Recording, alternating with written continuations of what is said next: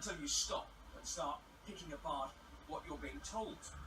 And this story, as Moscow has been telling it, is factually incorrect. But Moscow doesn't seem too concerned about that. There is no proof at all of any experiments.